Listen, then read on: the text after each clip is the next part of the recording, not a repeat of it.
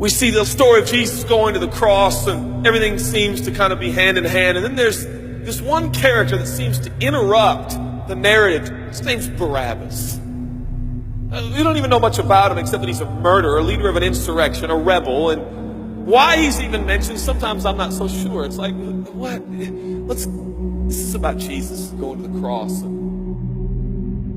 So in this moment, Pilate thinks, I hold the destinies of these two men in my hand. I know the Jews have a tradition that on a holy day, I will release one of the prisoners on death row.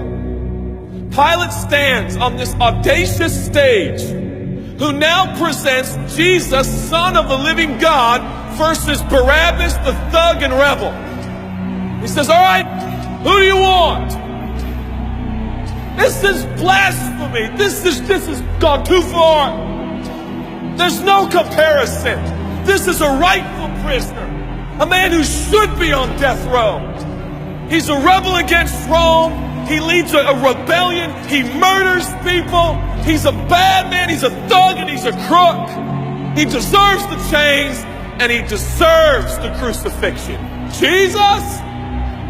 What has he done but heal, restore, deliver, set free, open blind eyes, open deaf ears, heal the lame and the leper? What has Jesus done? Who do you want?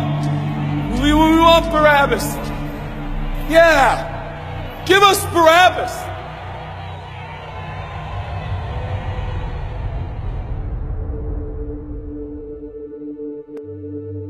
People say, give us Barabbas. The Roman soldiers come up and they put the key in and they unlock Barabbas from his chains and shackles. And he walks down the platform, welcomed by all of his thug friends. Yeah, the people love me. Yeah, that's right. I don't even know who this Jesus guy is, but all I know is my people love me. There seems to be no conscience in Barabbas. There's no record of him turning to Jesus and saying, I owe you everything now, for you have set me free. No, I don't see any of that in Barabbas. And God knew that. Jesus stood there, silent, for he knew the will of the Father. He said, it's fine, Father. Let him have Barabbas. For Jesus knew that the Father would have to treat Jesus like Barabbas so he could treat Barabbas like Jesus. Barabbas thought it was the people that set him free. No, no, no, no. It was the love of the Heavenly Father. When I look at this story, I realize who Barabbas really is. That's me. That's you. That's us. And I was reading this the other day, and I felt God speak to me. I love Barabbas. I love him. But God, he's a bad man. I love him. And I wanted him to go free. But didn't you know that he probably would have never acknowledged the free kid? Yeah, but I love Barabbas.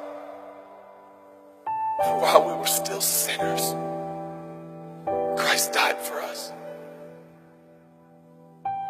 God sent his son for Barabbas, even the one he knew would walk away from Jesus and his free gift and never come back. He loves him.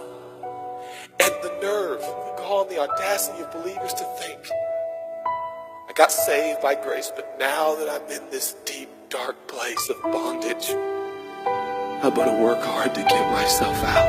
What? That's the opposite of the gospel.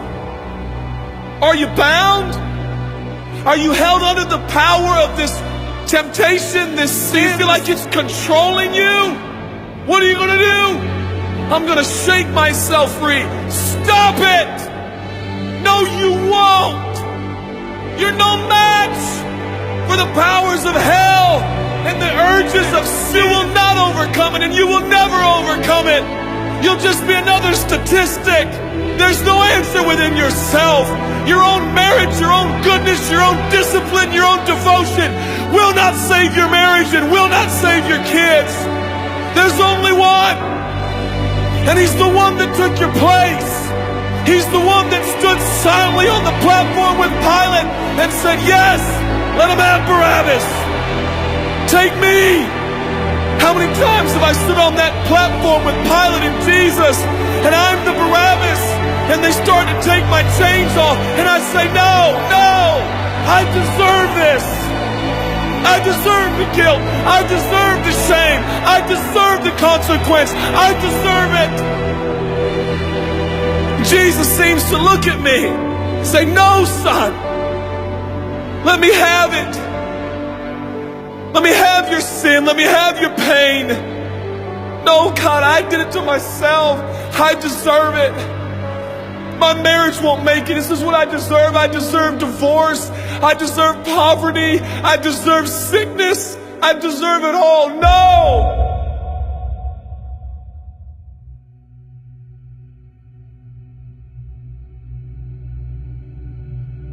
God, I'm so ashamed. Give me your shame.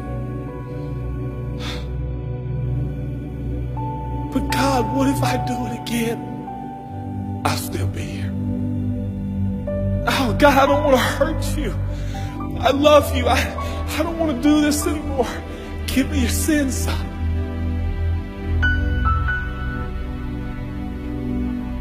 This is all we got. It's all I got. It's all you got. We can play games. We can play church games. We can pretend like some people are better than others and that's why they're blessed. Or we can all come to the honest conclusion that it's God. And it's God alone. The greatest challenge is not your discipline, your devotion, your focus. Your greatest challenge is believing the gospel. Could it be that there's a God with a love so scandalous, so wide, so deep, so vast, so high, so expansive, so welcoming, so inclusive? Let me have your sin, son. Okay. And I give him my sin. And I stand in this empty space of forgiveness and acceptance while Jesus walks off to the cross that I deserve. I see him walking to the post to be whipped. As I stand a free man, all the attention is turned now. And I feel the love of God saying, go, son, live your life. I'll pay the price. Where did we get off thinking that we were gonna set ourselves free? It's still Jesus. It'll always be Jesus. It'll never stop being the power of Jesus. If his blood is sufficient for your salvation, his blood is sufficient to sustain you through every challenge and every sin and every temptation. Jesus is enough.